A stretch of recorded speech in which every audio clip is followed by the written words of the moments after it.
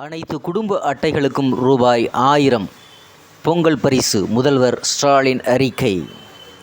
தமிழக மக்களின் கோரிக்கையை ஏற்று அனைத்து குடும்ப அட்டைதாரர்களுக்கும் ரூபாய் 1000 பொங்கல் பரிசு தொகுப்பு வழங்கப்படும் என்று தமிழக முதல்வர் மு.க.ஸ்டாலின் அறிவித்திருக்கிறார். பொங்கல் பரிசு தொகுப்புடன் ரூபாய் 1000 வழங்குவதற்கான டோக்கன் விநியோகம் ஞாயிற்றுக்கிழமை தொடங்கி நடைபெற்று வருகிறது.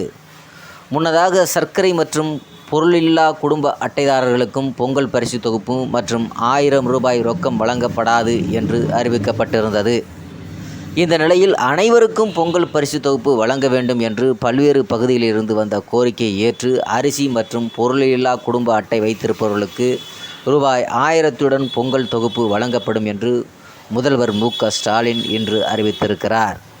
பொங்கல் திருநாளையொட்டி அரிசி குடும்ப அட்டைதாரர்கள் மற்றும் இலங்கை தமிழர் மறுவாழ்வு முகாம்களில் வசிக்கும் குடும்பங்களுக்கு பொங்கல் பரிசாக தலா 1 கிலோ பச்சரிசி, சர்க்கரை, ஒரு முழு கரும்பு ஆகியவற்றுடன் ரூபாய் 1000 வழங்கப்படும் என்று முதல்வர் மு.க.ஸ்டாலின் கடந்த வாரம் அறிவித்திருந்தார்.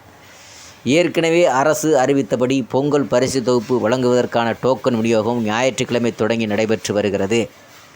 தமிழகம் முழுவதும் நியாய விலைக்கடை ஊழியர்கள் வீடு வீடாக சென்று குடும்ப அட்டைதாரர்களிடம் டோக்கன் விநியோகம் செய்து வருகிறார்கள்.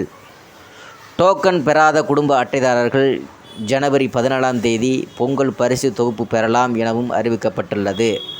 அதே நேரம் பொங்கல் திருநாளுக்குள் அனைத்து குடும்ப அட்டைதாரர்களுக்கும் பொங்கல் பரிசு தொகுப்பு வழங்க வேண்டும் என அரசு உத்தரவிட்டிருக்கிறது. இந்த நிலையில் அனைவருக்கும் ரூபாய் 1000 பொங்கல் பரிசு தொகுப்பு வழங்கப்படும் என்று முதல்வர் ஸ்டாலின் அறிவித்திருக்கிறார்.